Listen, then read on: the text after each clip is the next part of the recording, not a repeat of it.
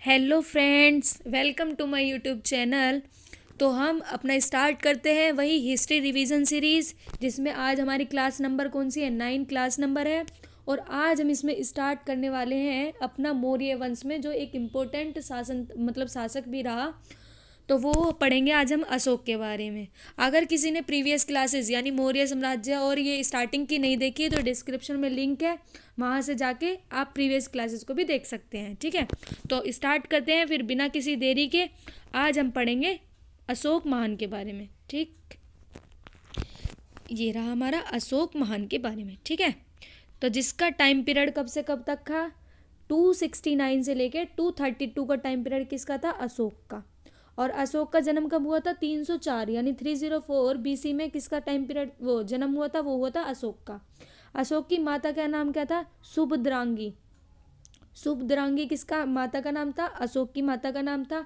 और अशोक का जो अन्य नाम भी है वो देव नाम प्रियदर्शी या प्रियदर्शी के नाम से भी किसको जाना जाता है? अशोक को जाना जाता है। और जो अशोक के नाम का जो वर्णन मिलता है यानी कौन से अभिलेख से पता चलता है अशोक के नाम के बारे में? एक तो पता चलता है मास्की कहाँ? कर्नाटक में। एमपी में है गुर्जरा।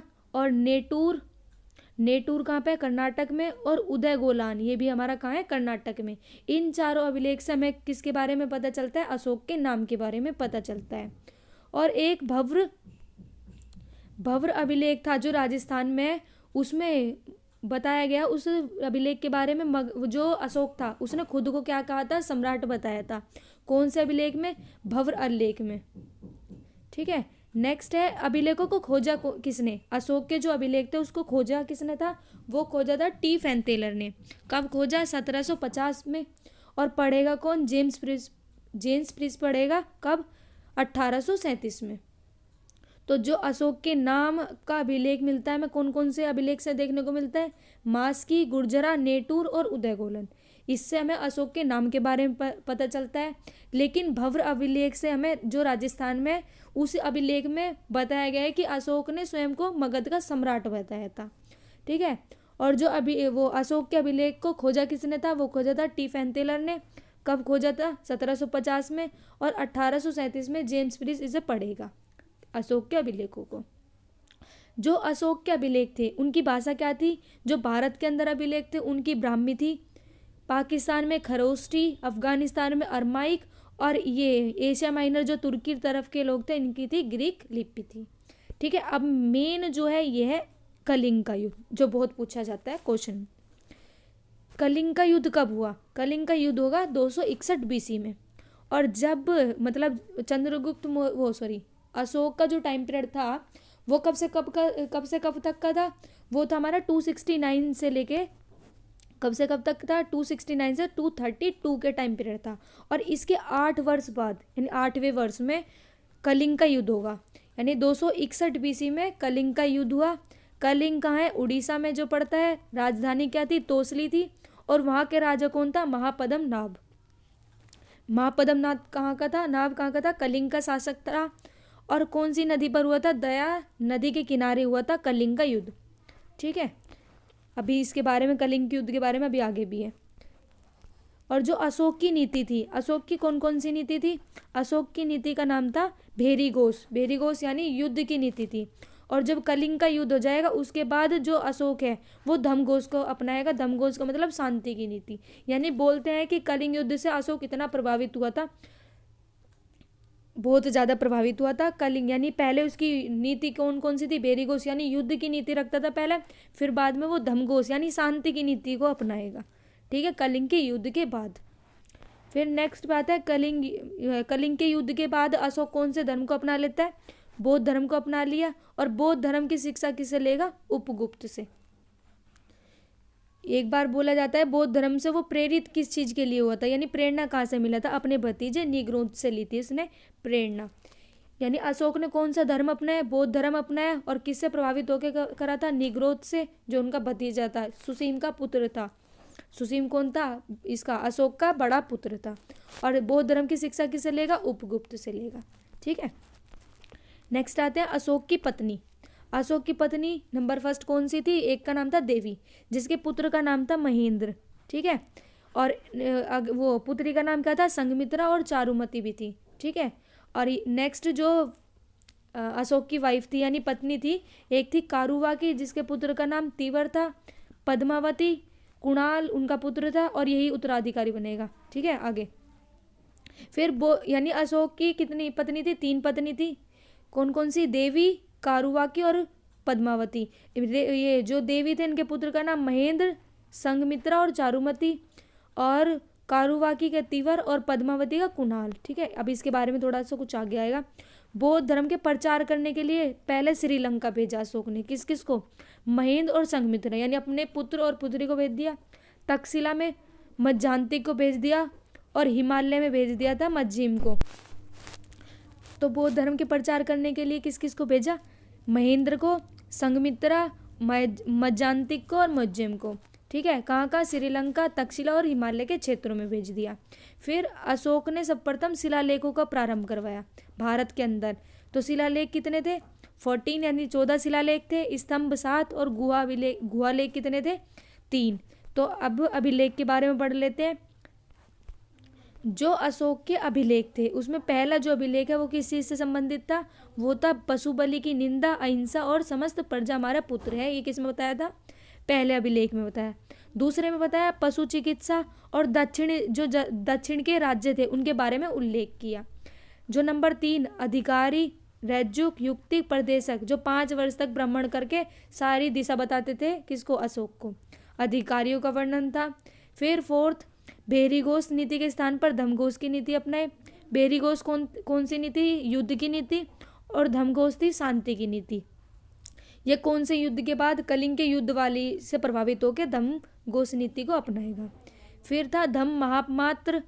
फिर नेक्स्ट 6ठे में क्या था, आत्मनियंत्रण के बारे में बताया। 7वें में धार्मिक समन्वय के बारे में बताया और 8वें में बताया धम्म यात्रा के बारे में। धम्म यात्रा के बारे में यानी 259 BC में बोध गया 10वें वर्ष, अपने उसके 10वें वर्ष बाद। और 249 यानी 20वें वर्ष कहाँ गया, लुम्बिनी, जहाँ किसका जन्म हुआ था, महावीर स्वामी का। और बोध गया में कहाँ, जिन्होंने शिक्षा प्रदान करी थी गौतम बुद्ध ने, वहाँ गया। ठीक है। नेक्स्ट जो कलिंग का युद्ध, सबसे इम्पोर्टेंट टॉपिक अब का। ठीक है। कलिंग का युद्ध कौन से अभिलेख में वर्णित है, 13वें अभिलेख में, और सबसे बड़ा अभिलेख भी था। कलिंग का युद्ध जो पढ़ी थी हमने, राजधानी तोसली बनाई थी, और जो वहाँ का जो कौन था, शासक कौन था, महापद्म नाभ था। और इसी युद्ध के बाद इन्होंने कौन सी नीति अपनाई थी, धम्मघोष नीति अपनाई थी, बेहरीघोष को छोड़ दिया था। ठीक है। नेक्स्ट है 14 में क्या था, सद्भावना। और सबसे छोटा अभिलेख कौन सा था, रुमनदेही अभिलेख था। नेक्स्ट है अशोक के स्तंभलेख। स्तंभलेख कौन कौन से थे, एक है दिल्ली टोपरा, दिल्ली मेरठ, कौशाम्बी और लोरिया नंदनगढ़ जो बिहार में है, लोरिया अरारोजा बिहार में है, रामपुरा बिहार, अशोक स्तंभ सारनाथ यूपी में। ठीक है। ये अशोक के कौन स्तंभ थे। और गुफा कौन कौन सी थी, सुदामा गुफा, विश्व झोपड़ी, चौपार और कर्ज। सांची का स्तूप किसने बनवाया, अशोक ने बनवाया। कहाँ पर है, MP मध्य प्रदेश में। ठीक है। उत्तराधिकारी यानी अब मौर्य वंश का अंतिम शासकों के बारे में आते हैं। उत्तराधिकारी जो अशोक के बाद बनेगा वो बनेगा कुणाल के बाद संप्रीति, फिर शालीसुख और देववर्मन, और अंतिम होगा कौन, बृहदर्थ, जिससे ये हमारा मगध साम्राज्य स्टार्ट हुआ, वो भी बृहदर्थ था। और अंतिम, बट ये सेम नहीं है, नाम सेम है, पर्सन अलग, यानी इंसान जो है वो अलग अलग है। ठीक है। तो अंतिम शासक कौन था, वो था बृहदर्थ। अब एक बार स्टार्टिंग से ये अशोक के बारे में थोड़ा सा रिवाइज कर लेते हैं। नेक्स्ट में हम कौन सा वंश पढ़ेंगे, सुंग वंश के बारे में पढ़ेंगे। नेक्स्ट ये अब पढ़ते हैं अशोक के बारे में। ठीक है। अशोक का टाइम पीरियड 269 से 232 BC का टाइम पीरियड था। जन्म कब हुआ, 304 BC में हुआ। माता सुभद्रांगी थी। और अशोक के जो नाम देखने को मिले वो कौन कौन से अभिलेख से देखने को मिले, मास्की, गुर्जरा, नेटूर और उदयगोलान, इससे अशोक के नाम देखने को मिले। अशोक के नाम क्या क्या थे, देव नाम प्रियदर्शी या प्रियदर्शी के नाम से भी किसे जाना गया, अशोक को ही। भव्र अभिलेख से राजस्थान में है, जो उस अभिलेख में जो स्वयं यानी अशोक ने खुद को क्या बताया था, मगध का सम्राट बताया था। अभिलेखों को जो अशोक के अभिलेख थे उसे खोजा किसने था, T. फैनटेलर ने 1750 में, और पढ़े किसने थे, जेम्स प्रिस्ट ने 1837 में। अशोक के अभिलेख की भाषा भारत में ब्राह्मी थी, ब्राह्मी लिपि, और पाकिस्तान में खरोष्टी, अफगानिस्तान में अरमाइक और एशिया माइनर में थी तुर्की।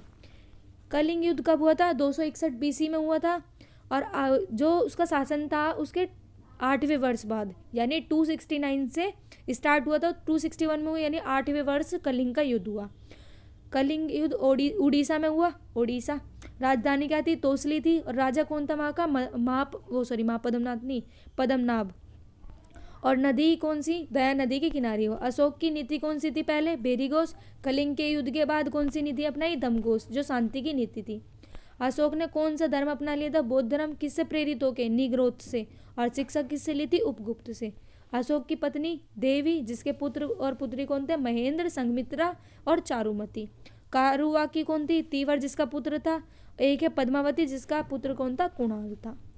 बौद्ध धर्म का प्रचार श्रीलंका, तक्षशिला और हिमालय क्षेत्रों में किया। किस किसने? श्रीलंका में महेंद्र और संघमित्रा ने, तक्षशिला में मज्जान्तिक ने, और हिमालय क्षेत्र में मयज्जीम ने। भारत में जो अभिलेखों का, शिलालेखों का प्रारंभ कौन करेगा? वो करेगा अशोक। शिलालेख 14 यानी 14 शिलालेख थे, स्तंभ 7 और गुहालेख 3। अभिलेख, पहले अभिलेख में क्या है? पशु बलि की निंदा, अहिंसा और समस्त प्रजा हमारी क्या है? पुत्र है। दूसरी में पशु चिकित्सा और दक्षिण क्षेत्रों का, यानी जो दक्षिण के राज्य थे उनका उल्लेख मिला। तीसरे में अधिकारी कौन कौन से? रज्जुक, युक्तिक और प्रदेशक, जो 5 वर्ष तक भ्रमण करते थे। चौथी में यानी फोर्थ जो अभिलेख था उसमें क्या था? बेरीघोष के स्थान पर दमघोष की नीति अपनाई थी। फिर 5वें में धम्म महामात्र था, और 6ठे में आत्मनियंत्रण, और 7वें में था हमारा धार्मिक समन्वय। 8वें में धम्म यात्रा के बारे में। 259 में बोध गया गए, और 249 में लुम्बिनी। 13वें शिलालेख में यानी 13वें शिलालेख में क्या, 13वें अभिलेख में क्या है? वो है कलिंग युद्ध के बारे में, और जो सबसे बड़ा अभिलेख भी माना गया। 14 में क्या था? सद्भावना के लिए। और सबसे छोटा अभिलेख कौन सा माना गया? रुमनदेही अभिलेख को माना गया है। स्तंभ कौन कौन से थे? स्तंभ लेख दिल्ली टोपरा, दिल्ली मेरठ, कौसाम्बी, लोरिया नंदनगढ़ जो बिहार में, लोरिया अरारोजा बिहार में, रामपुरा बिहार में, और अशोक स्तंभ यूपी सारनाथ में। गुफा कौन कौन सी थी? सुदामा गुफा, विश्व झोपड़ी, चौपार और कर्ज। और सांची का स्तूप एमपी में किसने बनवाया? अशोक ने बनवाया।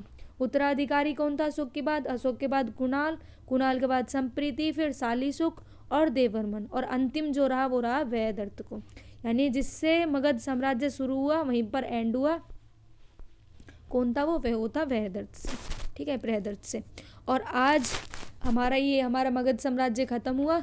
नेक्स्ट में हम अपना स्टार्ट करने वाले हैं नेक्स्ट वंश, जिसका नाम होगा शुंग वंश के बारे में, ठीक है। अगर वीडियो अच्छी लगे तो लाइक, शेयर एंड सब्सक्राइब जरूर करें, और अपने फ्रेंड्स के साथ ज़्यादा से ज़्यादा शेयर करें। तो थैंक यू फॉर वॉचिंग। जय हिंद।